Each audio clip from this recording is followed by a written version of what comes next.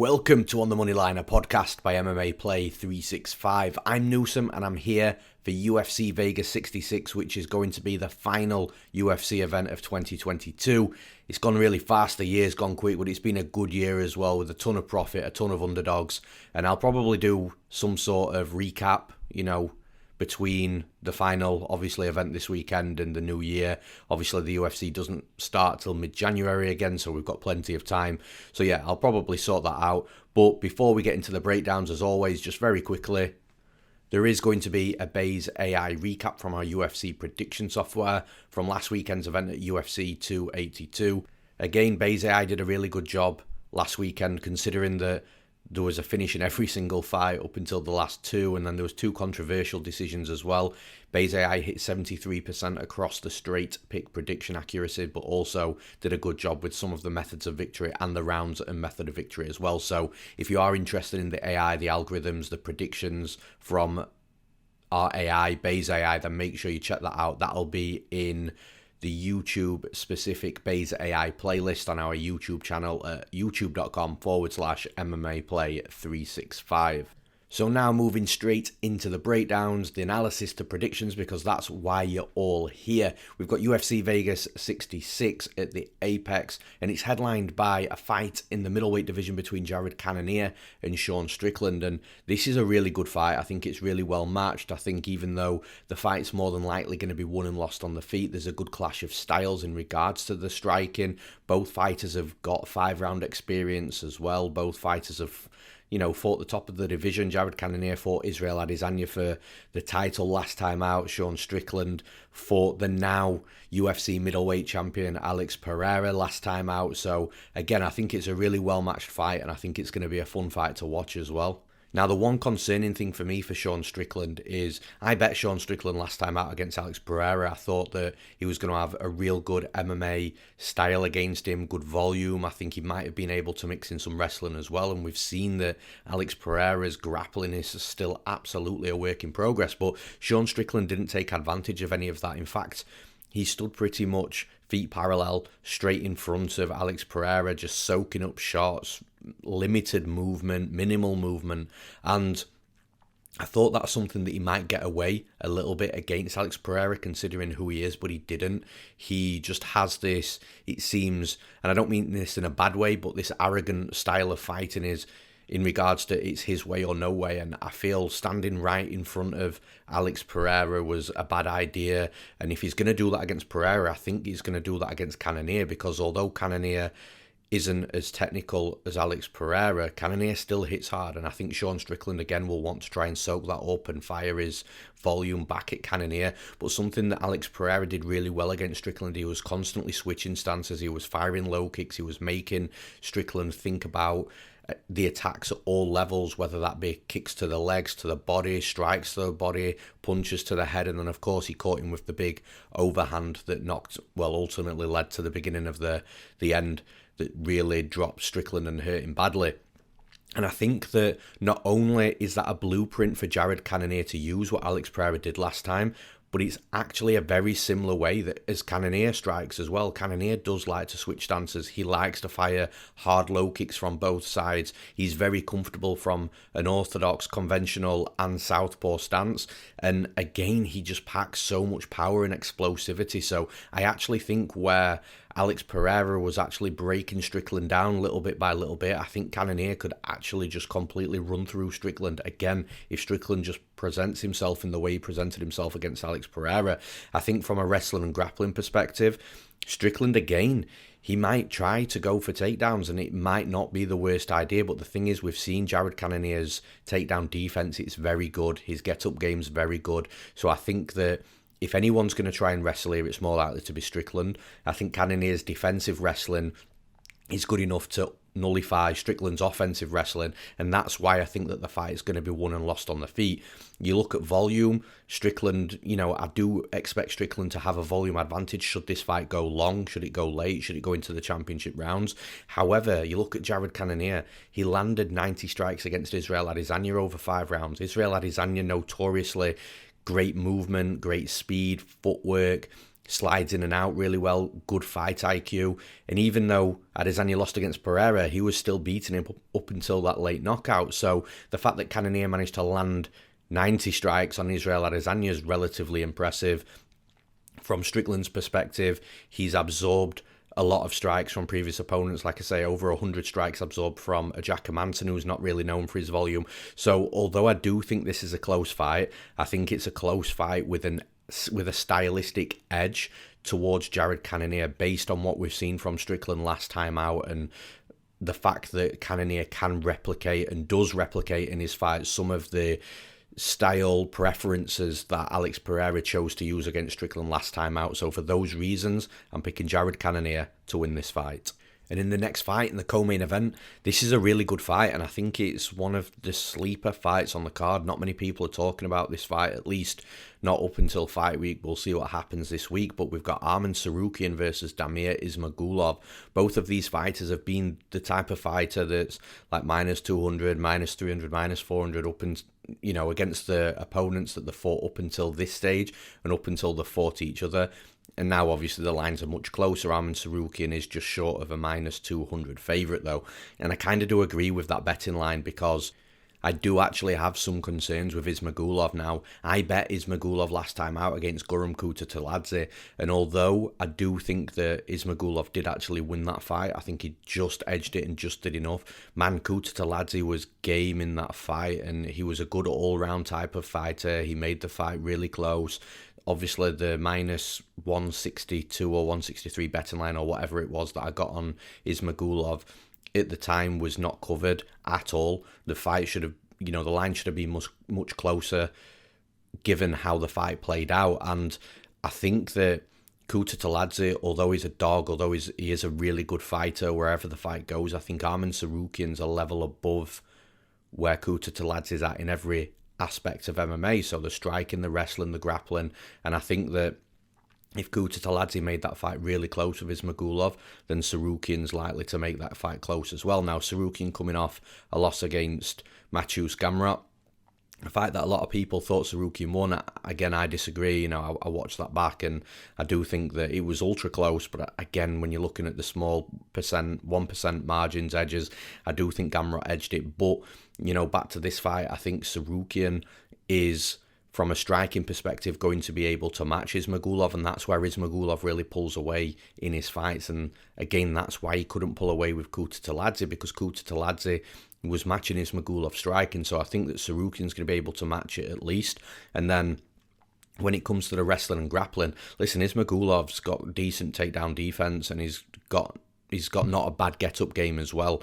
But again, Tsarukyan just provides levels here, and I think his wrestling is going to be good enough for him to score takedowns. I think his grappling initially might leave some gaps, some holes for Ismagulov to be able to stand back up again initially. But I think the longer this fight goes on, I think if Tsarukyan is landing 3-4 takedowns in this fight, I think he is going to have some good top control time as well. And then if the striking's close and Tsarukyan is managing to keep himself active on the feet, I just feel that although I wouldn't be shocked if Ismagulov did just turn up, against Kutateladze, it might have been an off night for him. That's something that you've got to consider. These are athletes, and any athlete in any sport can have an off night, an off game, an off match, or whatever sport it's in.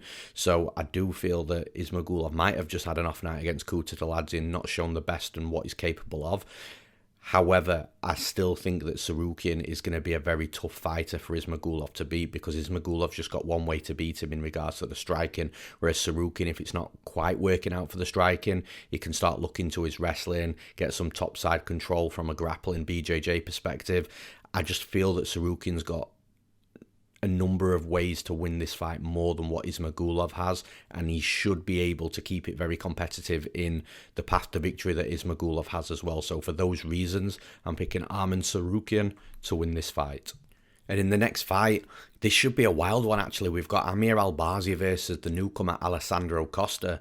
Now it's supposed to have been Albazi versus Brandon Royval, which I'm pissed off about because that was going to be an unreal fight. Amir Albazi is a fighter that should be in and around the top of that division in, a few years' time, 12, 18, maybe 24 months. I've been saying for a while that he could be a potential title challenger in the future as well. And obviously Brandon Royval's in and around there already, so that would have been a great fight. However, I do think that the UFC have done a really good job in presenting a solid replacement fighter since Brandon Royval's pulled out the fight for Amir Albazi.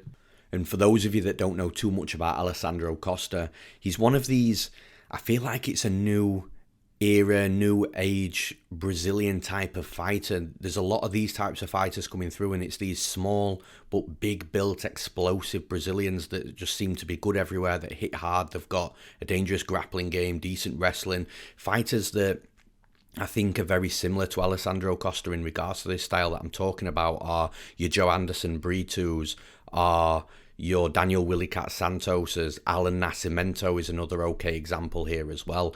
And I think that Alessandro Costa fits the bill of this explosive Brazilian stereotype of fighter that's coming into the UFC. And I ultimately think that Costa's going to pose a lot of problems here for Albazi. Like, for as good as I feel Albazi is, he's well-rounded, his striking's good, his wrestling's good, his grappling's dangerous.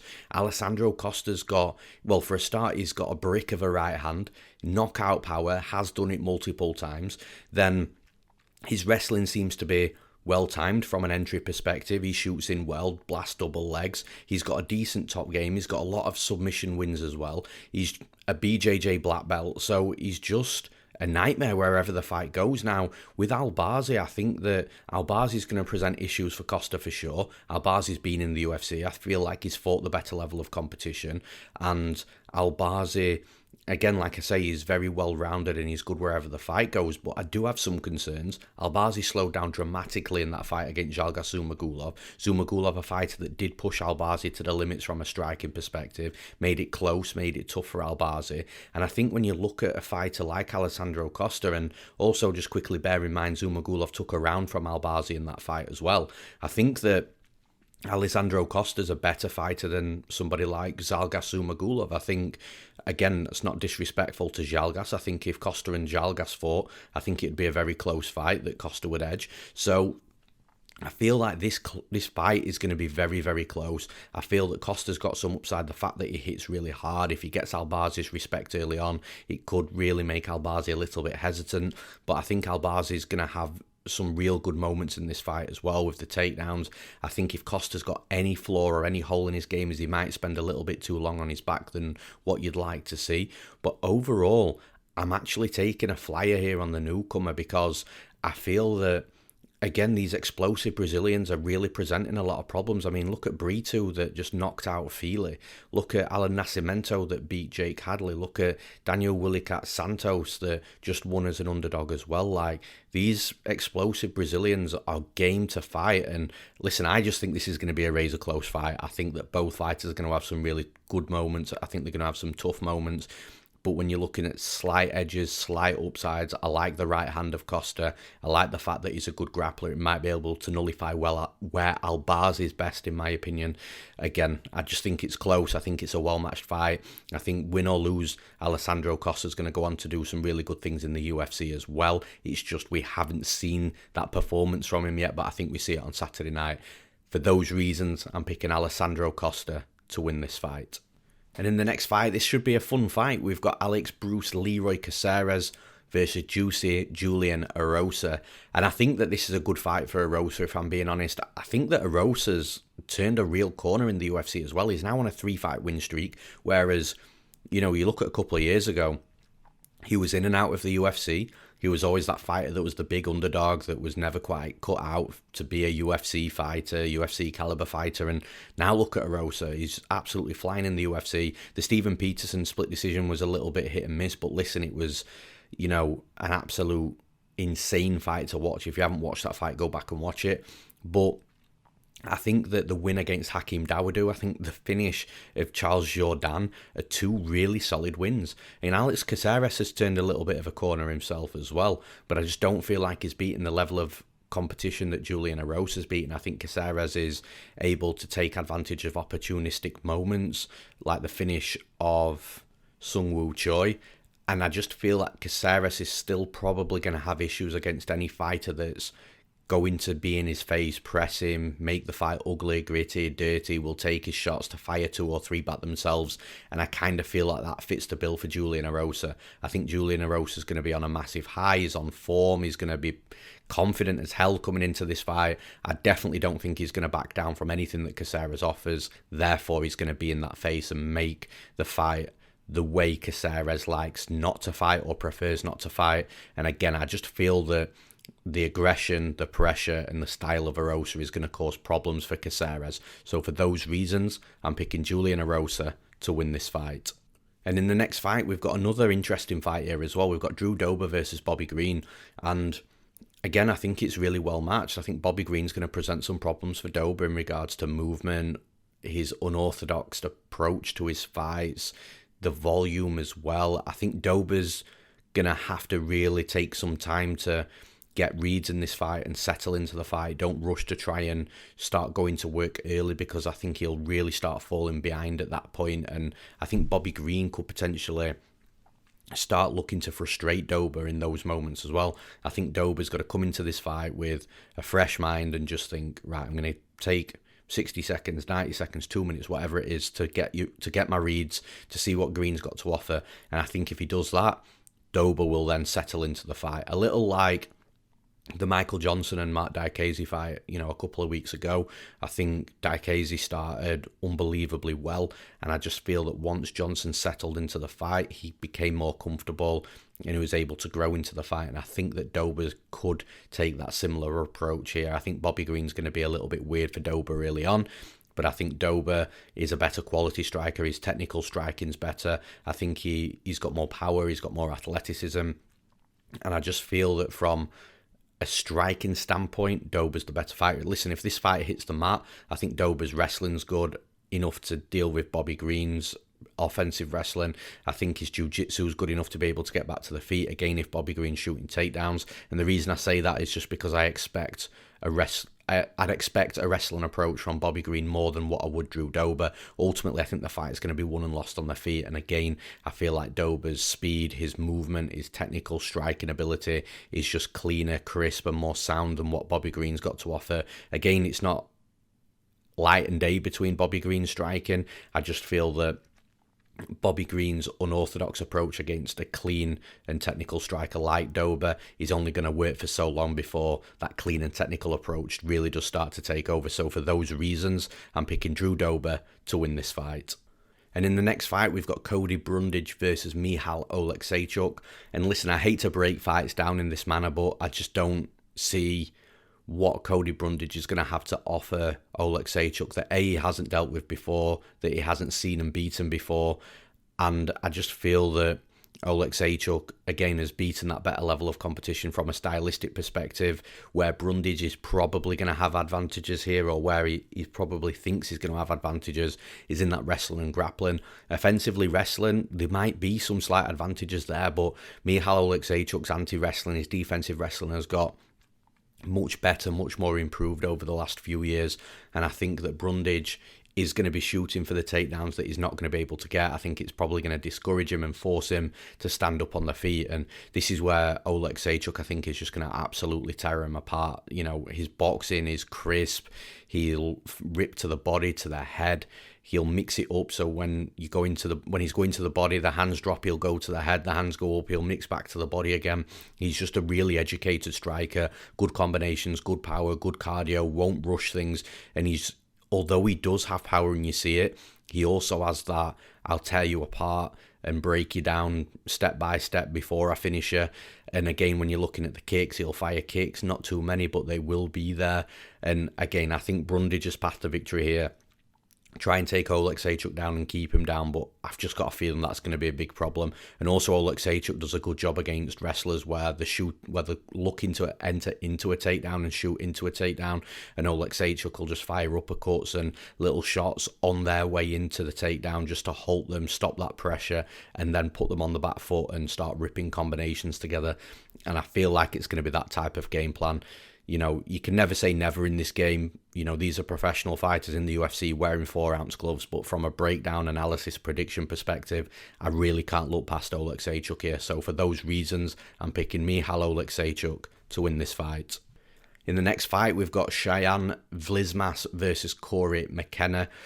And I think this is a really close fight. I think if this fight stays standing, I think Vlismas has absolutely got the advantage. I think she's a better striker. I think she's got more power. She does a better job from, again, that technical perspective, the straight punches, mixing in with the hooks, mixing kicks in as well, low to the body, to the head. And I think that on the feet, Vlismas is just, like I say, a more educated striker, a better striker with more range, more distance management as well. However, you look at the one loss in the UFC on Vlismas's record, and she was taken down 4 times, she was controlled on the mat, she was really dominated in that fight to the point where she was nullified and couldn't do anything. So this is where Cory McKenna comes in. Cory McKenna, again, she's not this beast wrestler, but she's got a good takedown ability. She can get fights down to the mat. She's got a good topside grappling. And I think that if she adopts that same game plan, the game plan that beat Vlismas, I think McKenna's got just as much chance of winning in that wrestling and grappling scenario as what Vlismas has on the feet. But maybe even it's more of an edge because Cory McKenna's striking isn't that bad either. It's just I do feel that Vlismas is a level above. I basically think that Cory McKenna's striking is more matched to Vlismas's striking than Vlismas's defensive grappling is matched to Cory McKenna's offensive grappling. So this is where the fight becomes really close, and I actually think that it is going to be Vlismas that's going to try and do everything in her power to keep the fight standing. And Cory McKenna, she's going to be looking to get the fight down to the mat. The thing is, the question you've got to ask is, does McKenna get the takedown she needs? And I feel in this fight, she could get 2 or 3 takedowns. I don't think they're going to be easy. I don't think Vlismas will give them up easily either. But I do think that when we're looking at the end of this fight, I think we'll see 2 or 3 takedowns from McKenna. And because of that, there's going to be top control time. There's going to be control time for McKenna where she's done good work on top of Vlismas. I also think we're going to see a strike count that's in favour of Vlismas as well. So what I'm trying to say is I feel like there's going to be a fight of true mixed martial arts. We're going to see striking, we're going to see wrestling, we're going to see grappling, we're going to see back and forth, we're going to see both women having good moments. And ultimately, if there's not a finish, which I anticipate there's not going to be, then we're going to see a decision that's going to be very close that could go either way. In these types of decisions, more often than not, I will just take the side and the flyer of the underdog. So for those reasons, I'm picking Cory McKenna to win this fight. And in the next fight, this is going to be fun. I think it's going to be scrappy. I think we're going to see just a real entertaining fight. We've got Jake Matthews versus Matt Semelsberger. Now, the one thing I'm going to say right off the bat is this is the type of fight that you've got to be really careful if you're looking to bet Jake Matthews, because Matthews has typically always been that fighter in the UFC that's got, always been a solid prospect, but you'll have these real hit and miss moments where one fight will look like a world beater, the next fight he'll be losing against a fighter that we're all thinking that he should be absolutely annihilating. And coming off that amazing win last time out against Andre Fiallo, he's now a big underdog, or a relatively sized underdog, minus 240, minus 250 in the spot against Matt Semelsberger. And I'm telling you, this is the type of fight where Jake Matthews, we're all expecting him to continue that wave of form and really put it on Semelsberger. But Semelsberger ain't a fighter that's going to be turned over easily. It's not a fighter that's going to be beaten easily. He'll make this fight ugly, gritty, close, scrappy. He's decent everywhere, a decent striker, a decent wrestler, a decent grappler. And it's these types of fights where, again, we're expecting Jake Matthews to come in here and smoke his opponent, especially last time out. Oh, Jake Matthews has turned a corner. He's definitely now on that path that we always thought he was going to take, and then suddenly, bang, he hits a performance where he should be winning but then takes a loss. However, with that being said, I do feel like this is a fight that Jake Matthews should win. I feel like his striking from a technical perspective, and then he's starting to really sit down on his strikes, put power into his strikes as well. I think that should give him a good chance on the feet, not only to hurt Semelsberger, but to really put it on him, put combination together, rack up volume, set Semelsberger on the back foot, which is really important that Matthews does that, to not let Semelsberger come forwards. But then the wrestling, I'm not sure Matthews will go to the wrestling here, because I feel if he does, he's going to give opportunities for Semelsberger to hit his defensive wrestling, start scrambling, potentially get a top position on Matthews, and just make it harder for Matthews than it should be. I think if anybody's more likely to wrestle, it's more likely to come from Semelsberger, and I actually don't think Jake Matthews' defensive wrestling is that bad at all. So again, I feel like if Matthews has that game plan of just keep the fight standing, we'll break this guy down, potentially want to score another knockout, fall in love with the KO, I definitely think that's Matthews' best chance of winning this fight. And I do feel that although Semelsberger should have some moments here, I think it is going to be Matthews. But again, like I've said right at the start of the breakdown, don't be surprised if Semelsberger comes out better than you expect. Matthews is not as great as you expect just because he's shown this inconsistency in his performances. I do hope it's a thing of the past. I do hope that Matthews does continue to be the prospect we thought he was years ago. However, back to this fight, back to your prediction. I'm picking Jake Matthews to win this fight. And in the next fight, when you're looking at a barrel of fun, again, I think that fits this description. We've got Julian Marquez versus Deron Winn. And like I said, I just think it's going to be a fun, entertaining fight. Ultimately, from a trust perspective, I find it hard to trust both fighters. I think both fighters have shown really good moments in the UFC, but I also think fighters have shown untrustworthy moments where they're doing well, but then they make a massive mistake and allow the fighter or their opponent, to get back into the fight. Also, both fighters have shown moments of not using the strengths, not using the path to victory and fighting to their opponent's advantage. So from that perspective, I think it's a really tough fight to call. But I do think that Deron Winn probably hasn't bridged into MMA from his wrestling as well as what we thought he would. He came into the UFC with, real potential, real hype on him. But again, I feel like he's hit brick walls where, his wrestling isn't quite there, and I partly think that's maybe due to the weight class. He's a very small fighter for his division, and it seems to be a broken record of everybody talking about this, but I think a drop down in weight class again would serve him much better. But again, it's whether he can and would want to do that. However, coming back to this fight, I actually think that it's a fight that could be somewhat close. I think that both fighters are going to have the moments. I think Deron Winn will probably land some takedowns in this fight, complete some takedowns early on.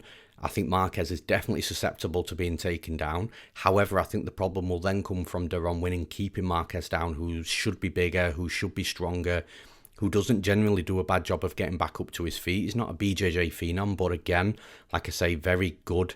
When it comes to the fundamentals of standing back up, and again, even the grappling fundamentals, Marquez does a good job of, a better job of than Deron Winn, in my opinion. So I think that Deron Winn will have some moments here, but ultimately I think shooting constantly, trying to lift Marquez, take him down, keep him down, reshoot, and I think it's going to tire Deron Winn. It's probably going to tire Marquez as well, but again, I trust Marquez's cardio a little bit more, his gas tank a little bit more, and then when it comes to the striking, I think that Deron Winn's going to test his striking here as well. And again, I don't think it's a complete mismatch. However, I do think Marquez is a better technical striker. He hits harder. He'll hit with more volume.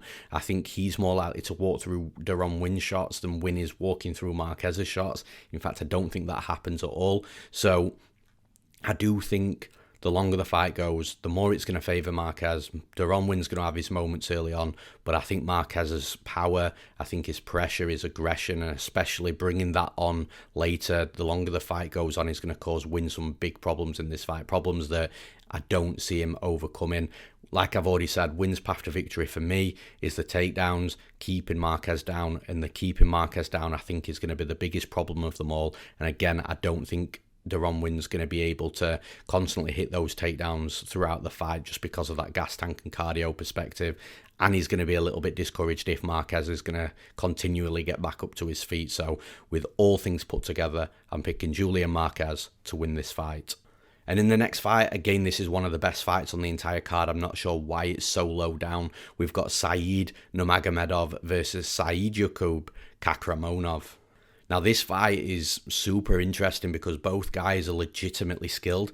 I was wrong last time out on Kakhramonov when I bet Ronnie Lawrence. Kakhramonov was the one that landed the 10 plus takedowns, not Ronnie Lawrence. Admittedly, and I will say this on anybody that bet this fight, I don't think whether you bet Ronnie Lawrence or whether you bet Kakhramonov, that you expected the fight to play out in that way. I think everyone expected Kakhramonov to be the better striker and to win via striking should he win.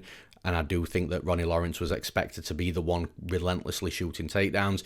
It was completely the other way around. Kakhramonov was actually on the receiving end of some good strikes when all was said and done against Ronnie Lawrence. But what it did show is Saidyokub Kakhramonov has got two real good aspects to his game, because he's shown legitimate striking, dangerous striking, good combinations, been a nightmare on the feet, and now he's shown a solid wrestling game, but not only a solid wrestling game, but a solid grappling game as well. So I think Kakhramonov has really shown us two sides to him here.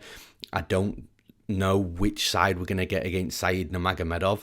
Now, Said Nurmagomedov, just because he has that surname of Nurmagomedov, there's no relation to Khabib and Khabib's family, although Said, I believe, is a family friend, but he's no relation to Khabib, and also he doesn't have that same style either. Sure, he does have some wrestling, and he does have some grappling. Of course, you're going to be in, a Nurmagomedov and being from Russia, but Said Nurmagomedov is more of a kickboxer, a flashy kickboxer, a very, very talented kickboxer as well. So that's what we're going to get from both fighters. Kakhramonov, a little bit unsure, but has proven that he's capable and comfortable everywhere. Said Nurmagomedov, I do feel that he is going to be the slightly better striker here. However, Kakhramonov should be able to keep up with the striking of Nurmagomedov. We have seen other fighters do it. The one thing that I honestly do not like about Nurmagomedov's striking game is he spins too much. Now, his spins are good. Spin back fist, spin back kicks, spin wheel kicks.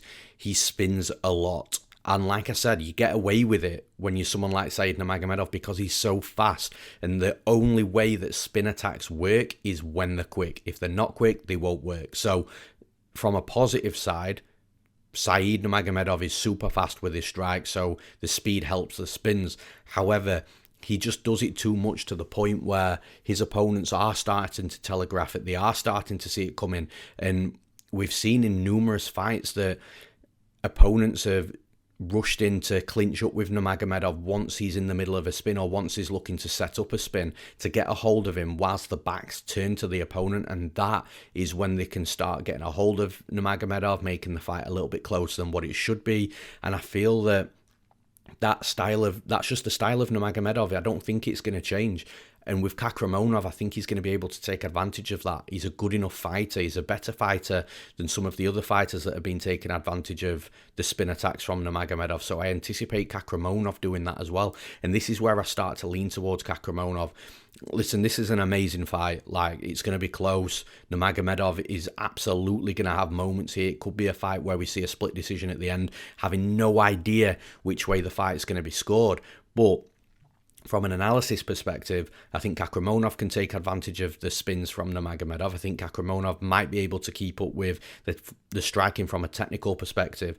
But then when you start adding in wrestling and grappling, I don't think Kakhramonov runs over Nurmagomedov. I think Nurmagomedov does a really good job of, getting back up to a knee, making his way back up to his feet, doing the right things from a process perspective once he's taken down. He's also very difficult to take down. And again, this is something else that makes the fight close.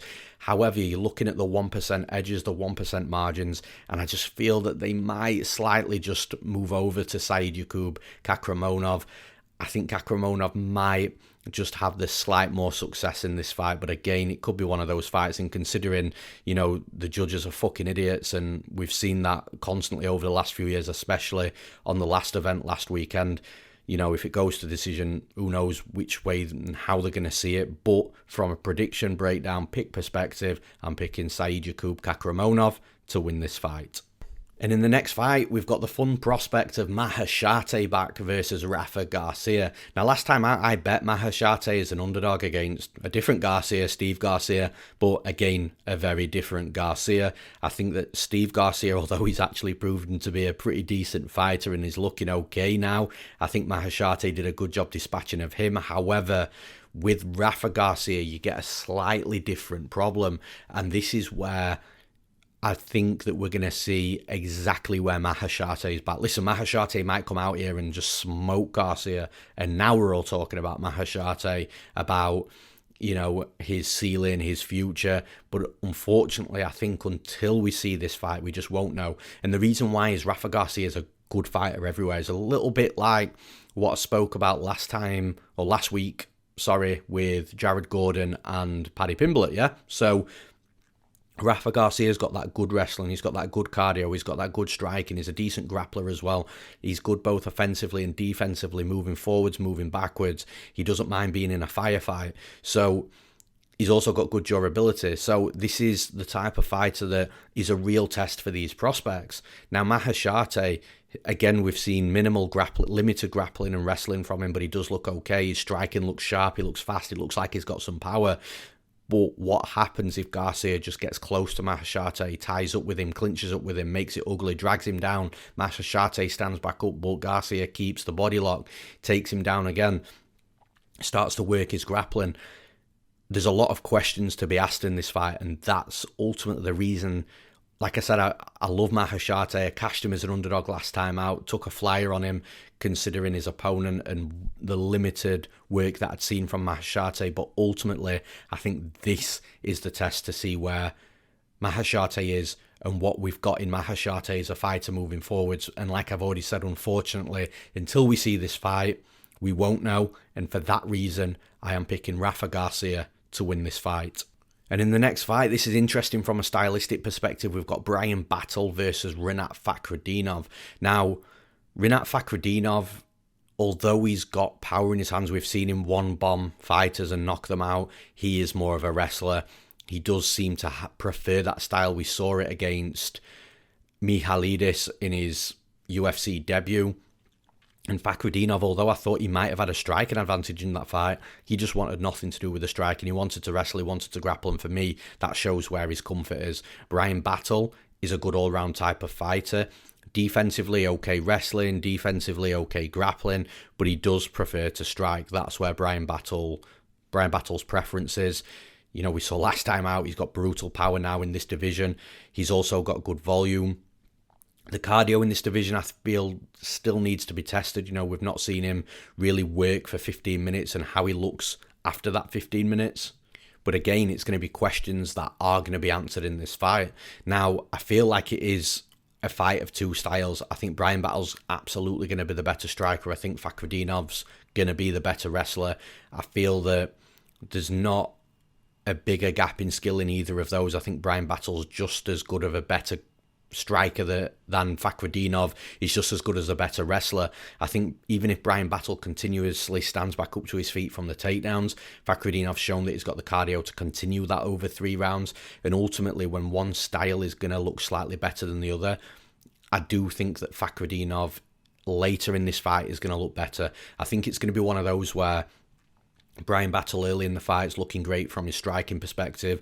Fakhretdinov's maybe rushing his takedowns, hitting entries that aren't really good entries, and Battle's being able to stuff the takedowns and prevent Fakhretdinov from taking him down.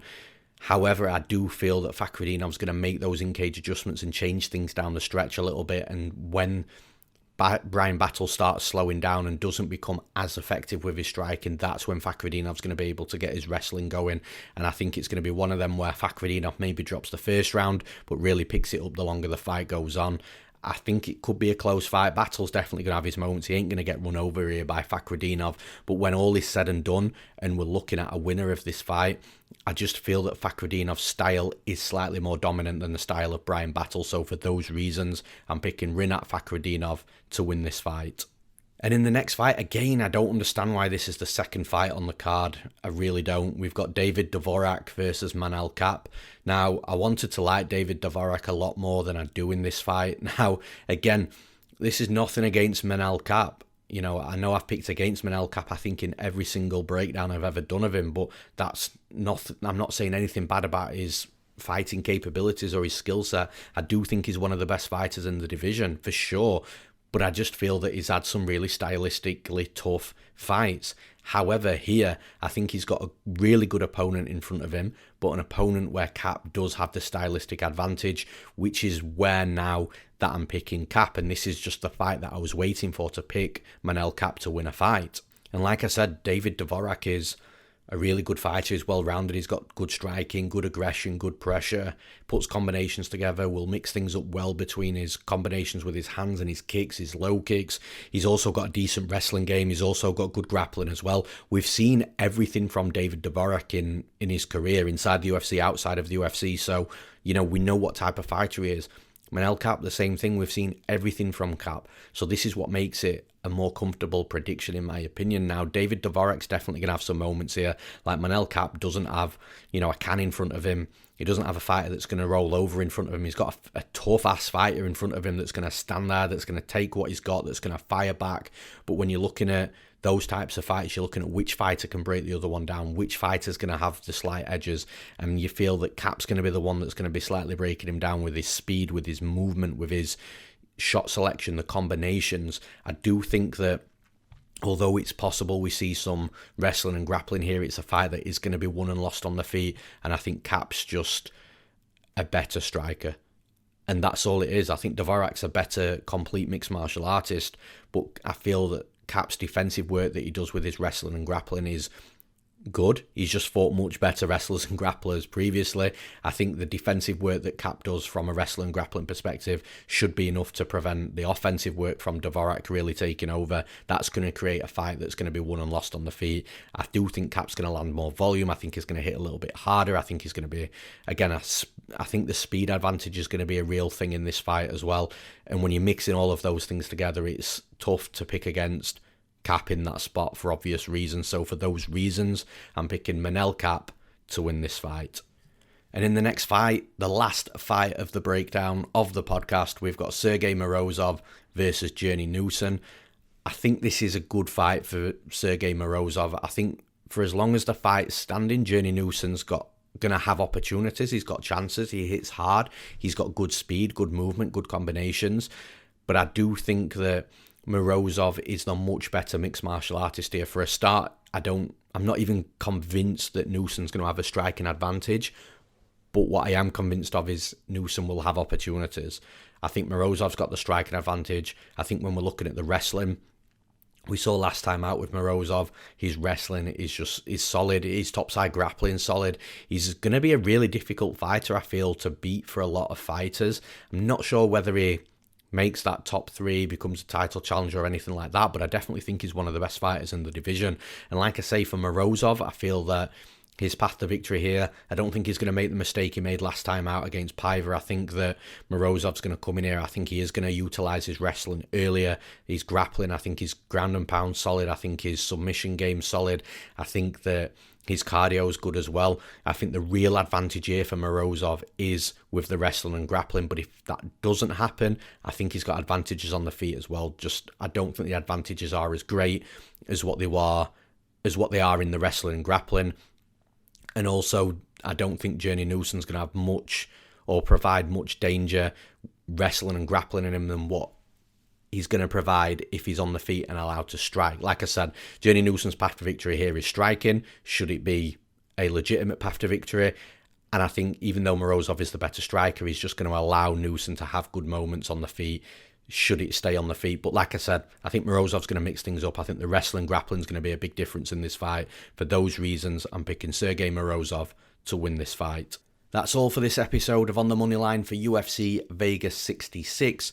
As always, thank you guys for tuning in. Thank you for the likes to the videos on YouTube, for the subscriptions on our YouTube channel as well. We are still trying to hit 1,000 subscribers on YouTube, and wherever else you're listening to this podcast around the podcast platforms, Apple Music, Spotify, Amazon Music, Google Podcasts. Again, as always, thank you for tuning in. If you can if you can comment on any of those platforms, we really appreciate that.